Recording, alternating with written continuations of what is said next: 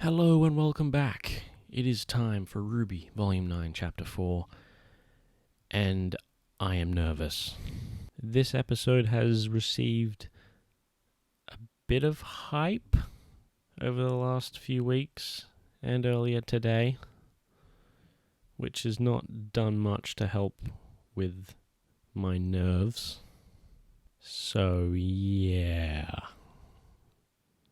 I'm scared. Let's just do this. Okay, here we are, Chapter 4. Let's go. No title again. It's airing without a title, which is unfortunate.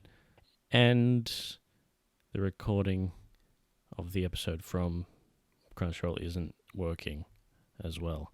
So things are probably going to look a bit different up here, but I will make it work. Anyway, let's do this.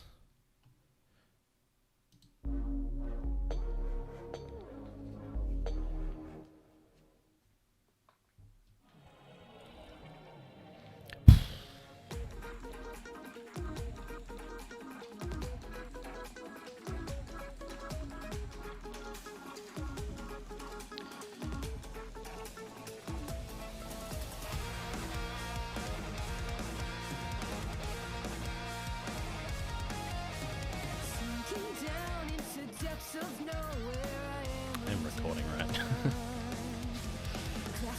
I am.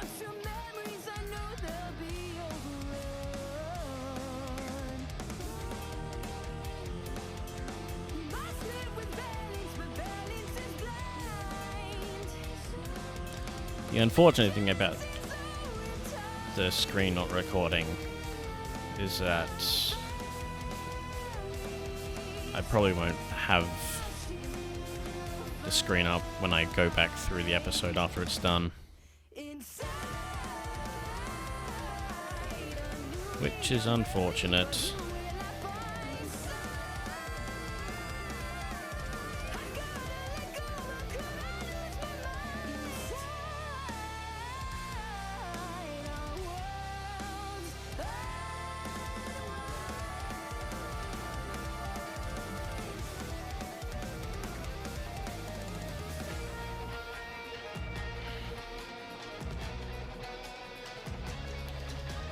Oh god, I hate how scared I am.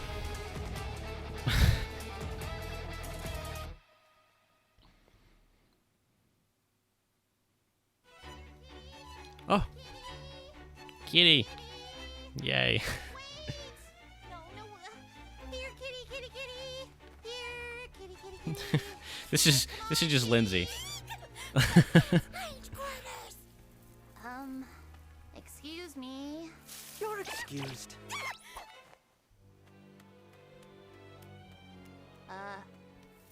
Hello, cat. Curious cat? Which one do you go by? Oh, I don't go by. That belongs to the days and the years. But if you are asking me what I am, I do suppose I am indeed a cat. Most curious. Of course. Look, my friends and I really need to get to that giant tree, and so far nothing we've tried has gotten us any further. It looks to me like we're even farther. Yeah, I think that's because we're 6 inches tall. It could be both. The tree. Tree. Of course. That is most definitely impossible. You do not go to the tree goes to you, unless of course you're me. You see. Not even a little bit. Well, that's your problem. It's a matter of perspective, I'm afraid. But couldn't you take us then? You've been there before. So why would I ever want to go back? Yes, I'm glad we understand one another. No sense in seeing a sight seen. Butterfly back. Please, you helped Alyx when she was... Alyx? How do you know her? Are you friends of hers? Lifelong nemesis? Wait, don't tell me. Okay, no, tell me. Well, we don't know her personally. Just She wrote a book about her entire adventure in the ever after. A book? She wrote Is the it book. well liked? It's kind of a childhood favorite of everyone's where we're from. Yes. Oh, please, I simply must know more. What did she write about? How was I portrayed? And Yes, tell me. do I smell a mouse? Shh. No. From one cat to another. Could you give us a minute, please? Oh, so they're spoken for. Well, please hurry. I have so many, many questions. Are we sure they're not called the constantly annoying cat? Got him. Totally roasted. Thank you. Guys, the curious cat was described as an ally with an appetite for information. Just because they don't want to go back to the tree doesn't mean we can't lure them there. Okay. Yeah, we just need to keep their attention along the way. That shouldn't be too hard. We know all sorts of... The cat's gone. No, no, no!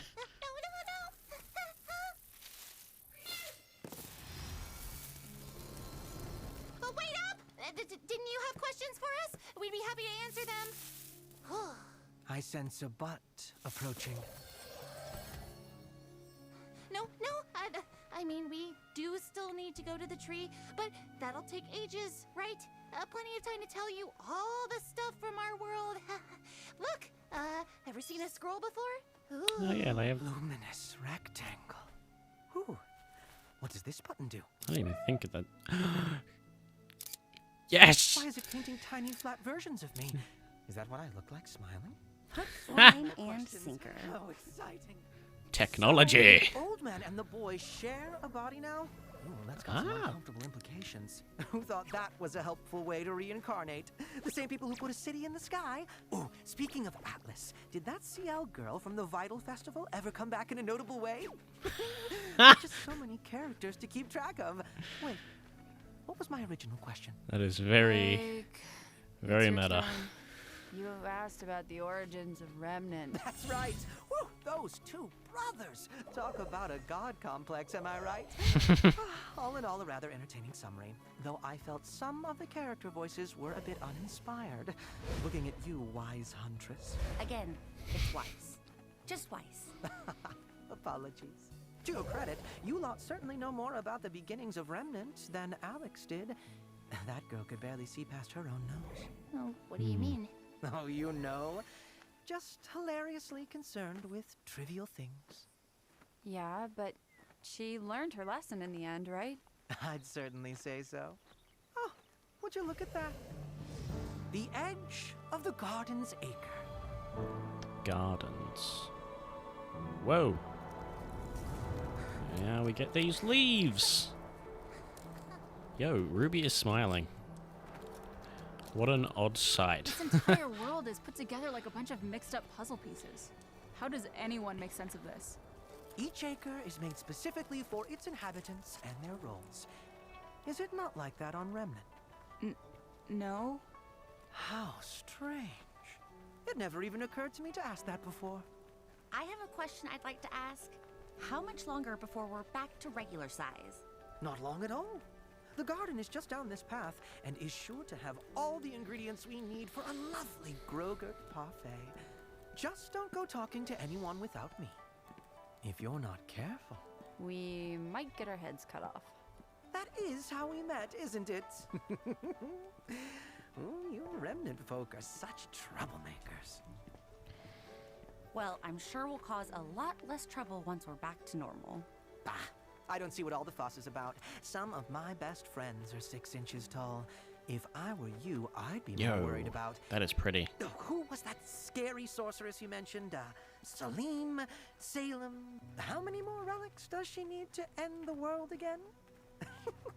How are you even supposed to stop her now that Atlas is gone? Oh, boy. Yep. Hey, Rubes? Maybe we shouldn't worry about home right now. We've got enough problems to... The cat! What? Oh, no, I wasn't paying attention. Where did they go now? Oh, they saw a bug. And you didn't say anything? It was a very interesting bug. Of all the characters from the book, why did it have to be the cat? Why couldn't we have gotten help from the Lively Carpenter or the Rested Knight? One was sweet, one was handsome, and neither of them had the attention span of a goldfish. You know, I bet you could find a goldfish in one of these ponds. Hey, do you hear that? Is that...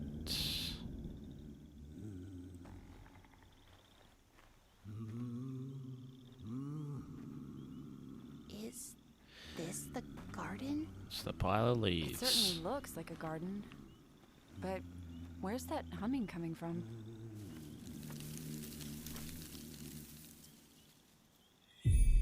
What are you? I am getting really tired of that question. What question? What are you? Oh, that question. Isn't it obvious? I am an herbalist. The herbalist. At least... until I'm not anymore. Oh, it's a rake. Oh, good. Well, all questions answered then. Sorry to bother. I was very confused as to what the hell My it was all friends and I could use some help. See, we're trying to get to that giant tree, but Help getting to the tree. Ah, yes. Everyone needs help these days. Everyone. Whoa, cool.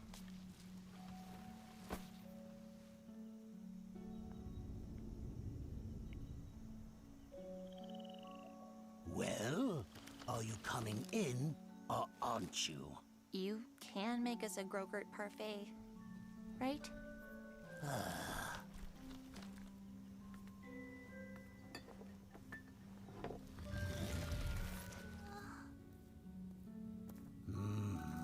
I must say, you all seem a bit, hesitant. What did you say you were again? We're huntresses. And what exactly? Don't say does a humans after what happened last huntress episode. do? Fight monsters, I guess. I'm sorry, I don't understand why this matters. I don't understand how you don't understand. I am an herbalist. I make medicines and remedies to help others on their journeys. It is what I am. So, do you know what a huntress is, or do you guess? Huntresses are heroes. We protect those who can't protect themselves. Thank you. Now, would you say that you're good huntresses? Look, can you help us or not? I am trying.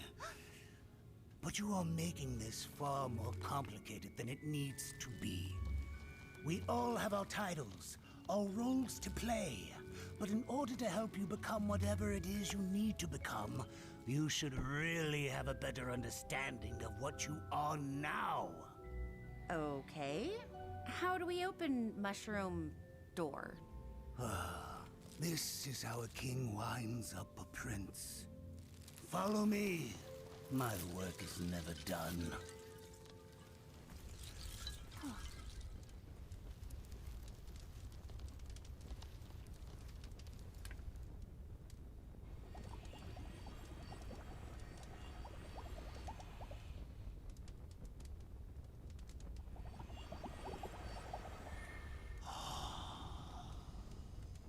Please, take a seat.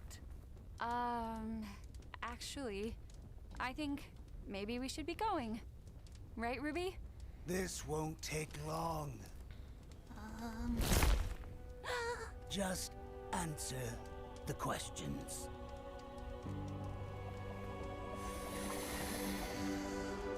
What are you?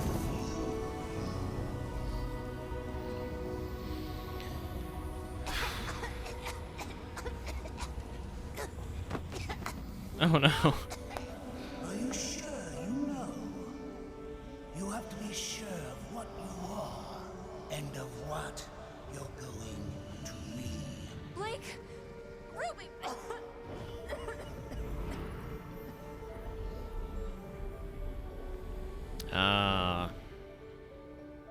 What? You don't have to go forward, you know. You could go back. Back to before. you talking about? It's simple, really. You could just be human. Or just a cat, if you wanted. Really, it's up to you. Why would I do that? Like I said, it's simple. Much simpler than trying to be a bridge between humans and faunus. Why struggle with that responsibility? The Schnee name. Why bother anymore? What does it even stand for now? Instead, you could be a nobody. Could you imagine? Not a single bit of baggage upon your shoulders. Oh, man. Isn't that what you want? To be free? To be something simpler? To be whole again? No. My losses, my failures, Haven't seen RWBY yet. those more than anything are what have shaped me into who I am. Showed me how I need to grow. If there's something I'm missing, it's not because I've lost it. It's because I haven't found it yet. Hell yeah. And the only way to do that is to keep going. A simple life wouldn't be my life. My family, my friends, my culture. I belong to them just as much as they belong to me. To give that all away wouldn't be simplicity. It would be betrayal. I don't know who you think you are, but let me tell you who I am. I am the granddaughter of a hero and the child of a villain. I am a citizen of a fallen kingdom and an heir to nothing. I will not be defined by my name because I will be the one to define it. Hell I am yeah. Schnee, and I am a huntress. I am a huntress. I am a huntress. So, are you a huntress? Like the ones you read about in books?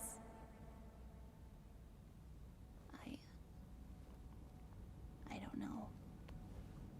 They always saved the day, didn't they? Always knew what to do.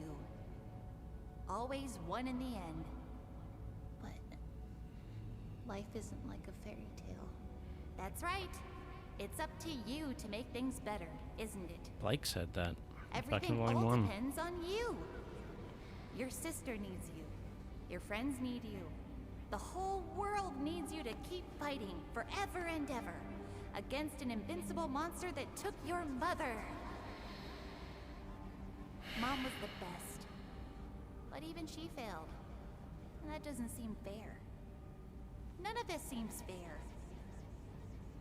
What am I supposed to do? You can do whatever you want. Be whoever you want. You don't even have to be Ruby Rose. Oh, that's a... Listen to that. So, what are you gonna be? Get away from her!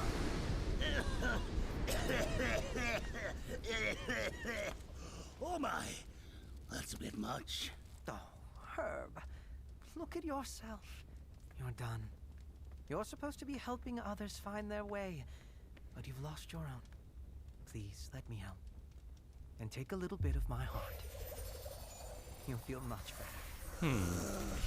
I do apologize. I always was a bit of a workaholic. Huntresses, was it? Peculiar things. Jeez. Okay. Bye. Oh, I found the cat. Oh god, is that it? Oh jeez. Hey. First episode written by Miles. You'll have to see it. God, look at that. It's pretty.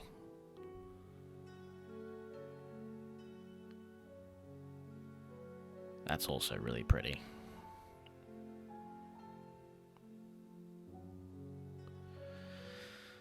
Oh god.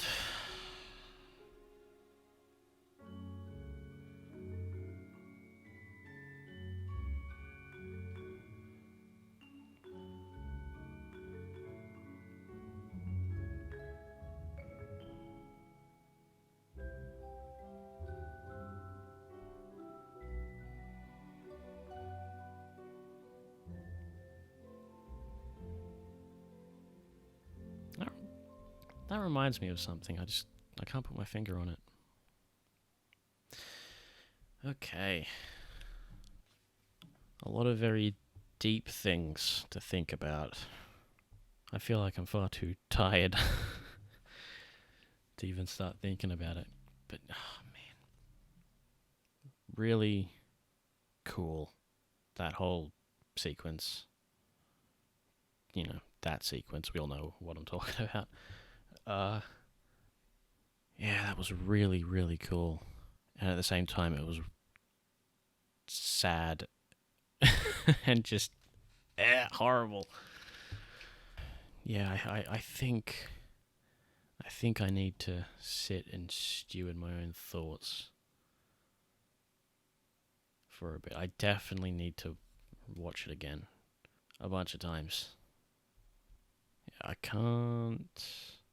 Yeah, because the screen's not recording, I can't do the scrubbing through and so you can see what I'm seeing. But so I might skip that part and just go straight to the discussion section, I guess. Because I'm struggling to find the words. A lot to think about. For what was a relatively short episode, I was shocked to see it in there. I mean, it was... similar in length to the others, but...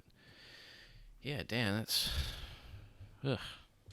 God, I can't believe next week will be the halfway point. That's crazy, stupid. Stupid crazy. Alright, yeah, I'm just gonna cut it short here and think about things a lot. Okay. Yeah, I'm gonna do that. See you in the discussion section. Alrighty, the discussion section time. I might have a bit more to talk about here because I didn't really talk that much in the initial reaction. In hindsight, I was probably a bit too tired for that one.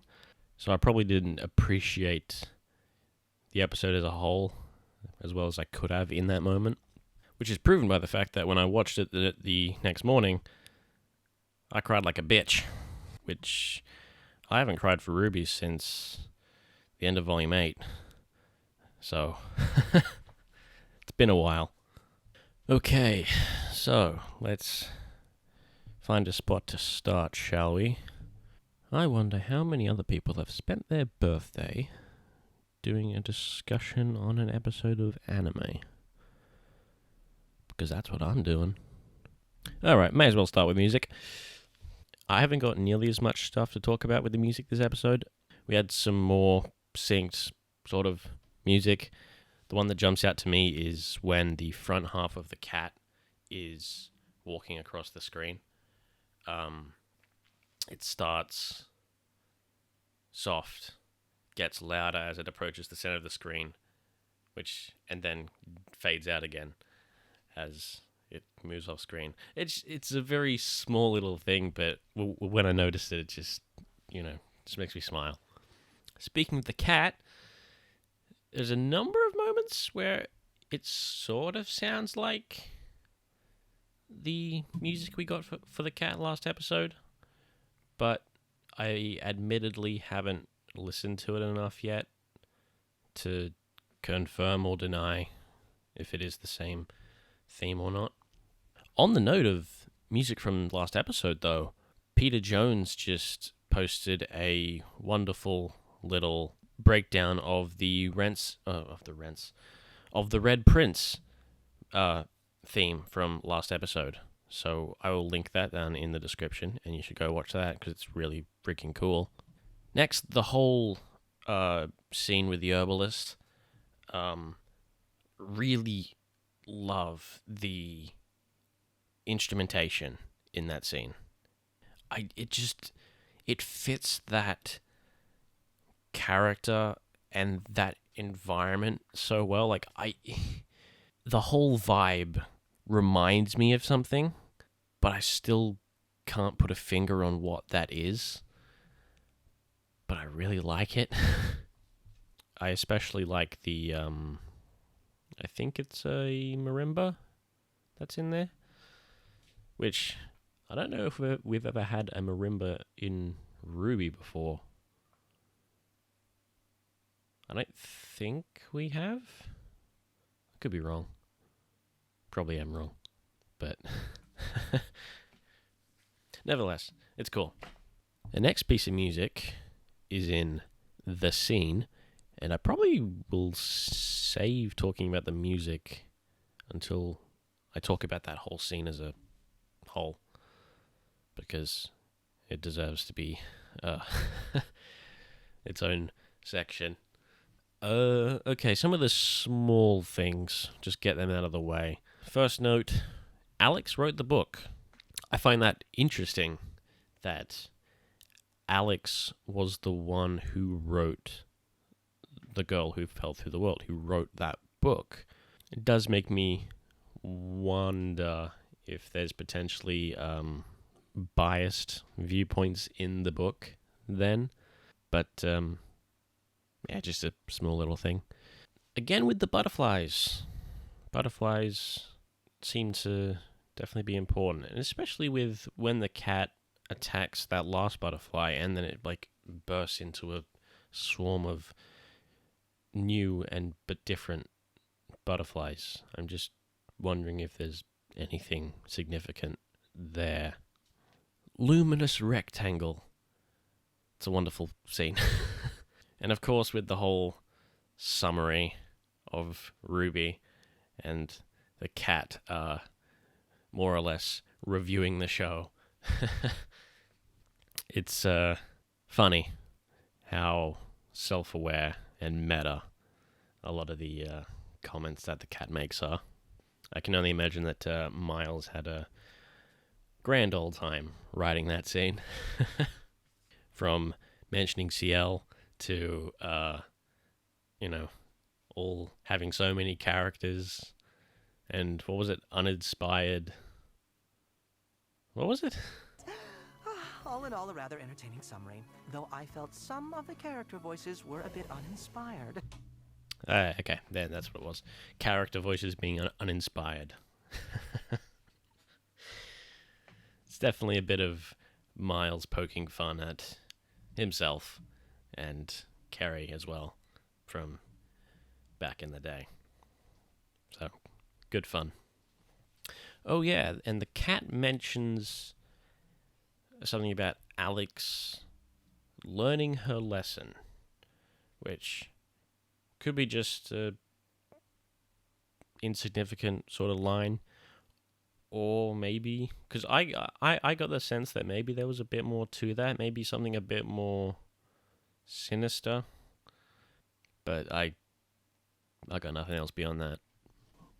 We got a mention of another character from the book, the Lively Carpenter, who my first guess is that is the blacksmith character that we haven't met yet. And we get another mention of the Rusted Knight. Which brings me to something that isn't exactly relevant to the episode at all, but it is something that I thought of while making my notes, and that is about the Rusted Knight, and assuming that it is Jean. Pretty much all of us assume that the Rusted Knight is the knight character that we see in the intro, twice in the intro, who, the armor is pretty much a one-for-one copy of Jean, so we'll assume that it's him. Now, the Rusted Knight is a character in the book, and as of last episode, we know that the events of the book have actually happened in the Ever After, and time has passed since then. So, if Jean is the Rusted Knight, does that mean that he has actually been here in the Ever After for quite a long time? Like, despite him being the last to fall, was he actually the first to land? And he actually landed quite a long time ago. It may explain the intro as well, because we have that shot of Jean with clocks. And clocks, of course, are associated with time. And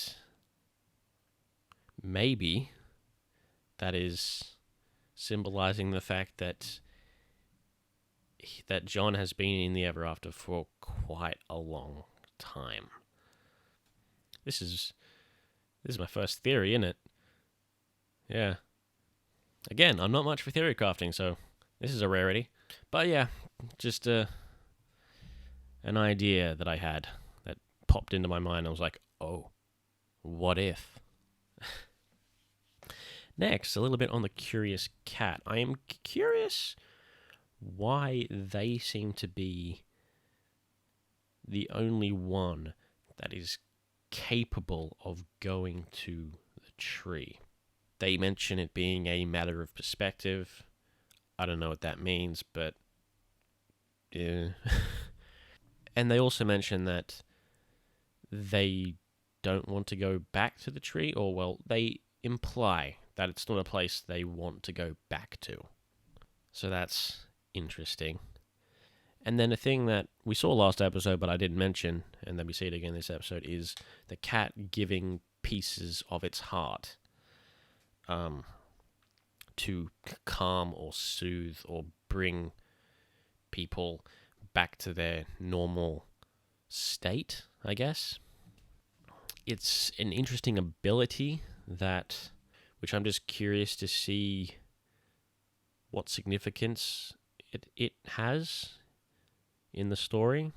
Like, again, I don't really know a whole lot about Alice in Wonderland and Through the Looking Glass, so there's probably some answers to this whole question in there somewhere, but I don't know them. So next up, the Herbalist. Very interesting character, especially on the rewatch, and actually listening to what they say. Firstly, the character obviously has a very huge focus on identity and role, the role that one has. And their role and identity as the herbalist to, as they say, make medicines and remedies to help others on their journey. That is what I am. And the cat mentions as well, towards the end,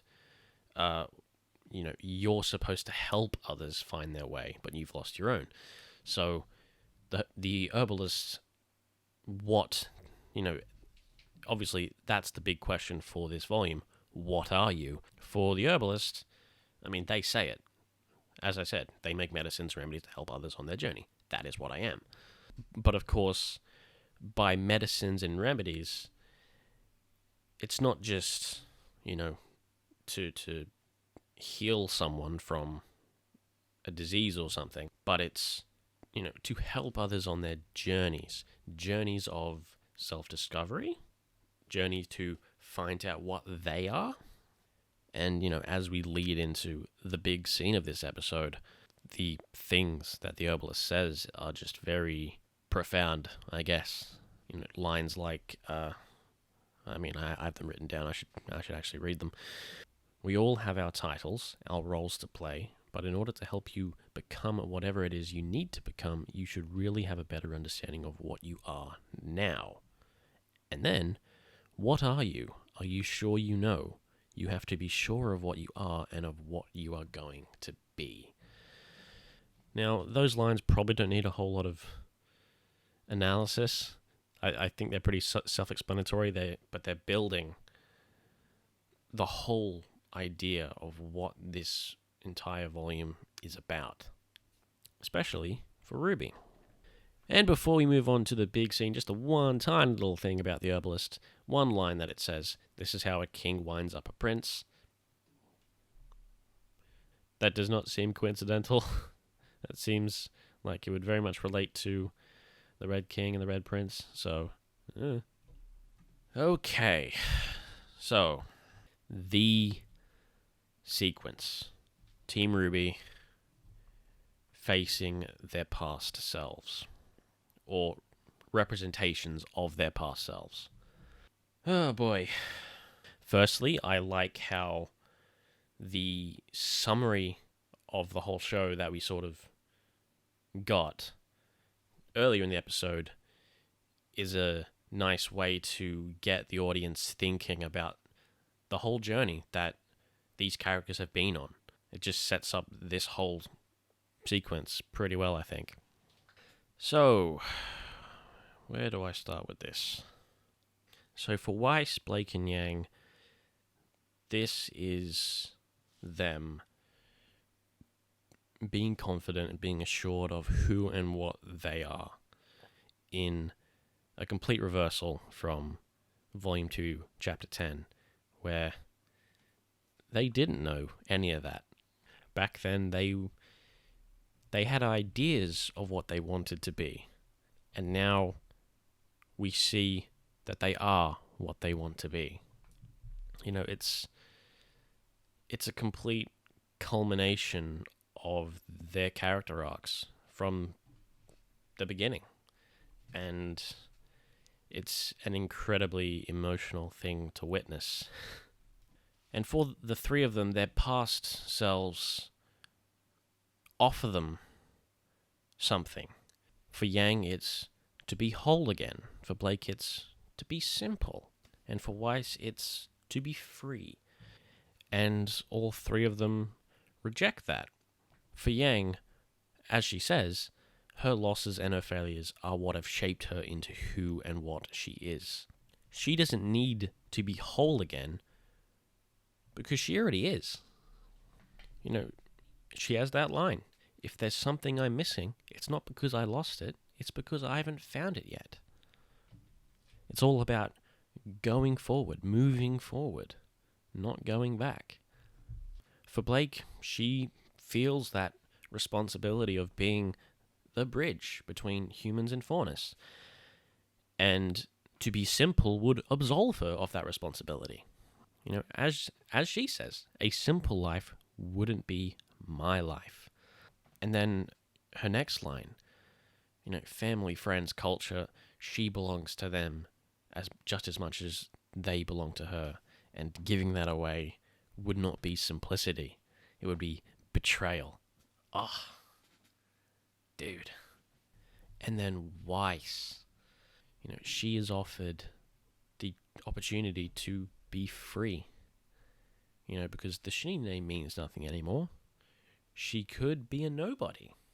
Sort of like she's always wanted. And then she has a brilliant line, maybe my favorite one. I am the granddaughter of a hero and the child of a villain.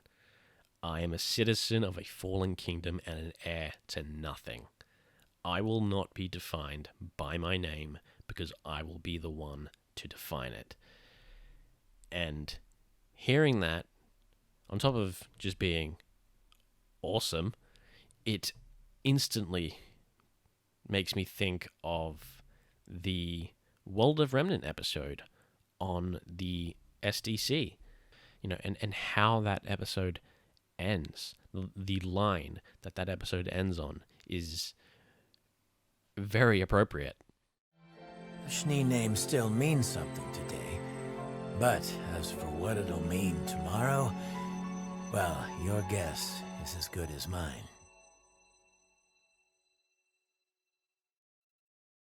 You know, as I said, for Weiss, Blake, and Yang, this is the culmination of their arcs.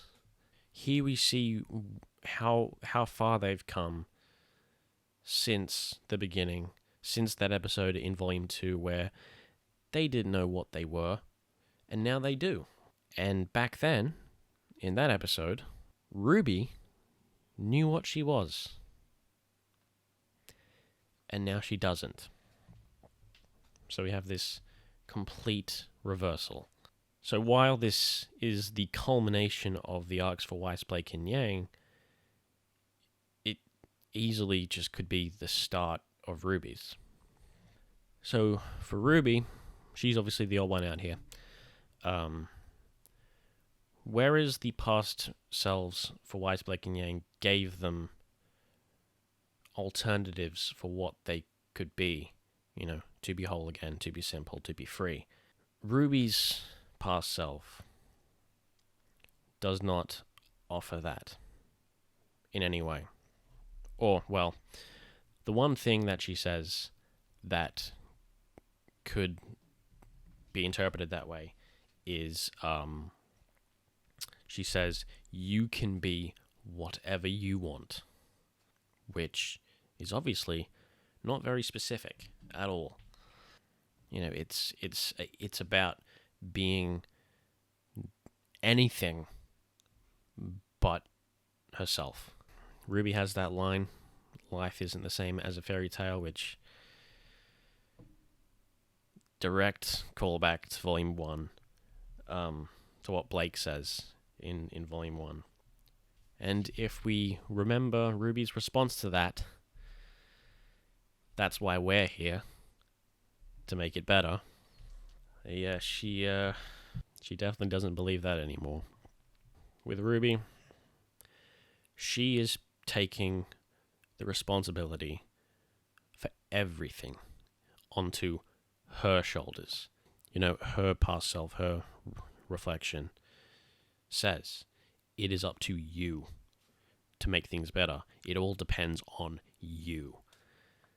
That is obviously how RWBY is thinking, that everything is on her shoulders. And she has carried that burden for, a very, very long time now. And we're now seeing her crack under that weight, under that pressure. And it's very emotional. And then the other part of that, to keep fighting forever and ever. Obviously, this is all building to the question, not just of this scene, but of the entire volume. What is RWBY going to be? I don't have an answer for that. I don't. This whole scene, this whole sequence is just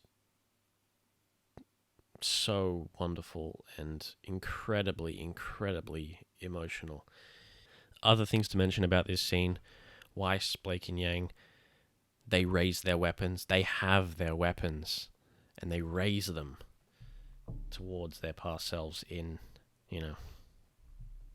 rejection and defiance and all that stuff, and it's wonderful. But of course, RWBY does not have her weapon, so she cannot do that, even if she were able to. Just adding more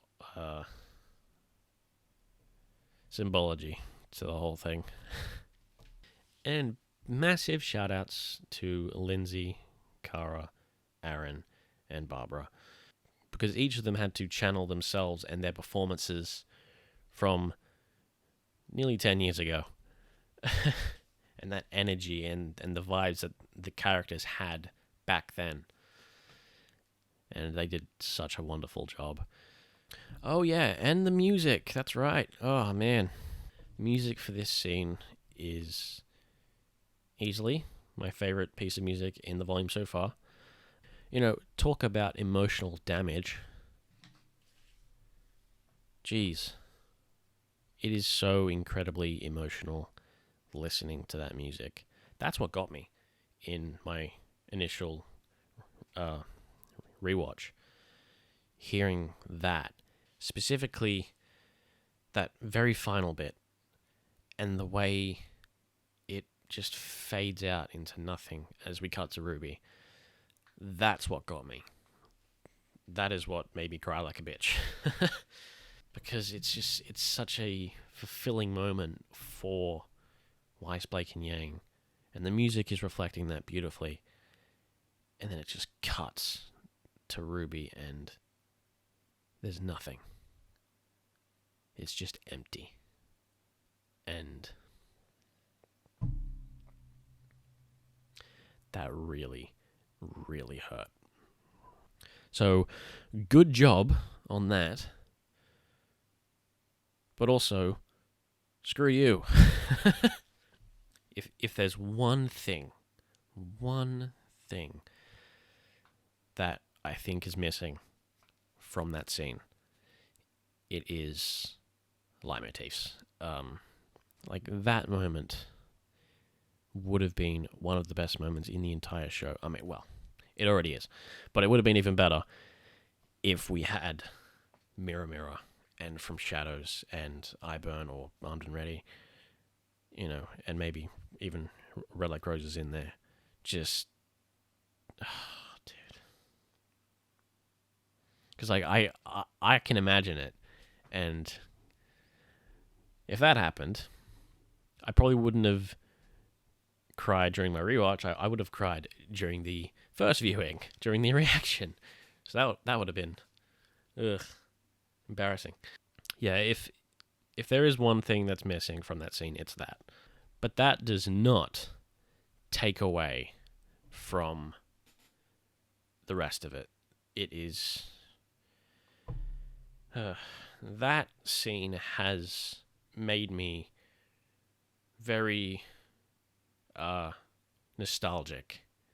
Since, you know, watching it a bunch, I've been reflecting on the whole show and me watching it over the years and the community over the years. I've been reflecting and thinking about what things were like and how people were thinking and theories and all things that I can remember from being in this community since the very beginning.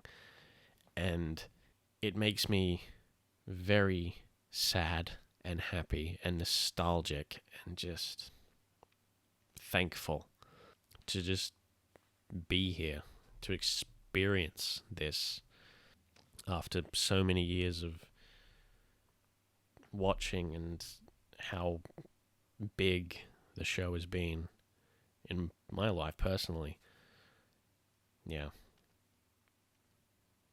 It's not the kind of thing that's easily put into words. So. And I think that's it. Yep. Okay. Hell of an episode, huh? Anyway, I do not want to ramble, so I'm going to stop talking. Very much looking forward to Chapter 5. Absolutely stupid that this weekend will be the halfway point. That's just... no. Thank you. Let's slow down a bit, please. Okay. That'll be it. Thank you very much for watching, and I will see you all for the next episode. Bye-bye.